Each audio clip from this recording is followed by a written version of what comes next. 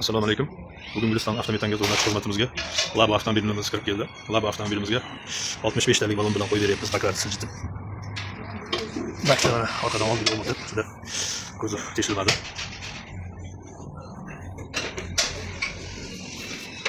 Oldiga klaydor yuqumlari bilan sho'rlik o'rnatib beramiz.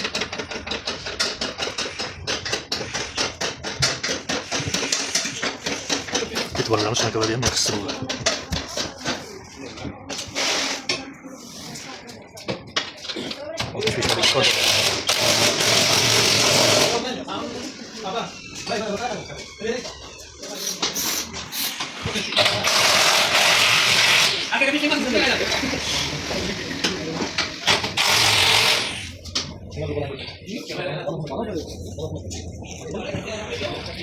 Kobaltimiz zaminga kiryapti.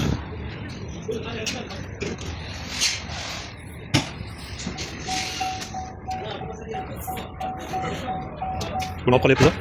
Propanda qolyapti. Bu Cobalt. Toshkentdan kelgan Cobalt avtomobilimizga metan propanda yechib, metanni o'rnatib beryapmiz zamina. O'sha propanda yechib oldik, metan zamina bo'lyapti. Bu tanasi. Reduktor almashadi. Reduktor X reduktor qo'yib beramiz. O'zida real farsinka qo'yilgan ekan.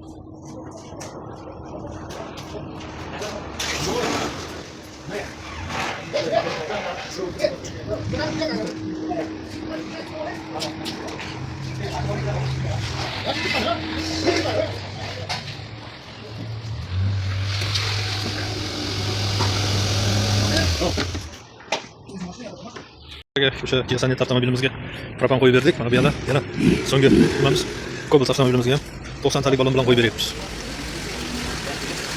90 talik Cobalt avtomobilimizga X original reduktor qo'yilyapti. 01 parsunka. Stak qo'yib berdik. Olib kelyapti, chiqyapti, qarang, chiqyapti kelyapti. Stak miya bilan qo'yilyapti doğrusu. Eng original yaxshi zapchastlar bilan.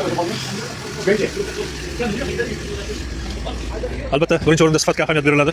Kimga shunday bir chiroyli xizmatlarimiz kerak bo'ladigan bo'lsa, bemalol bizni Guliston avtometangizga murojaat qilishlaringiz mumkin.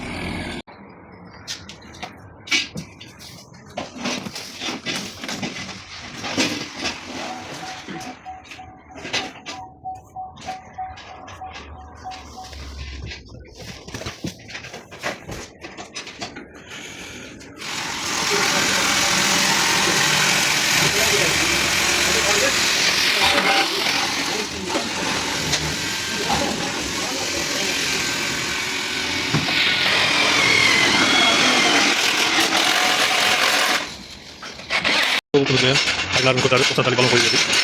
Bu kobaltga stak qo'yildi. Reduktor 01 parsunka X reduktorlarni qo'yib berdik.